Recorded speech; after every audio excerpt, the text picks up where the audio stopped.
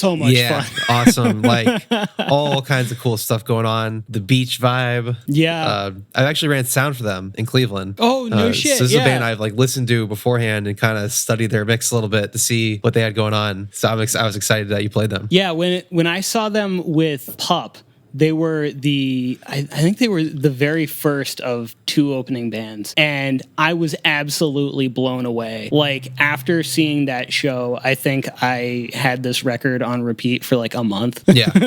And they put on a phenomenal live show too. Like they're so energetic. It's one of those things, especially like that first opening slot can be really difficult because there's a lot of people haven't shown up yet because they're like, well, I don't really care about this opening band that I've never heard of, so I'm just going to show up in time for, the band that I actually want to see. Or there's people who are there, but they've never heard of you, and you really have to win them over. And that was the case with them, was that like everybody started out, you've got the dudes in the back just arms crossed, whatever, and by the end everybody was rocking out because it's just so infectious. I like the way they stack their vocals. I feel like a lot of times people sing and they put something higher on top, and I'm sure that's happening, but just listening on these headphones, it feels like they're singing, but then there's something lower going on in the verses with them, and I thought that was really interesting. They do a lot of doubles to make it feel really thick. It felt very thick.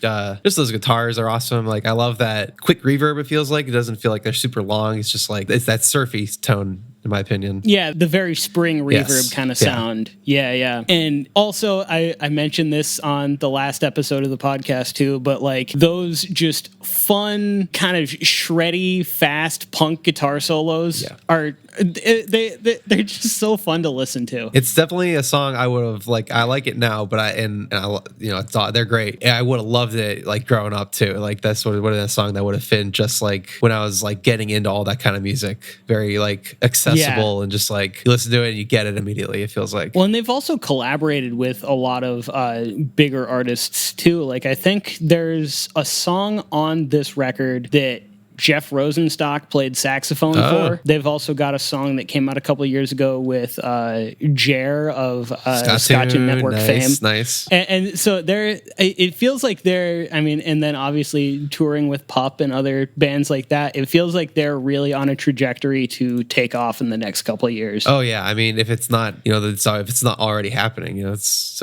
exactly very exciting band. That's cool. You played them. I love them. Yeah, I think that they were my favorite opening band that I saw on shows last year. I think I worked the show that they opened up for Queen of Jeans, and it was an awesome show. So what do we have coming up next? So I'm trying not to get like too crazy with it. So I wanted to get a song that kind of stayed in your realm, a song that kind of this is a newer song and came out in the past like few years, but it's a song I would have loved as a kid. I think it's like it makes me think of being a kid for some reason.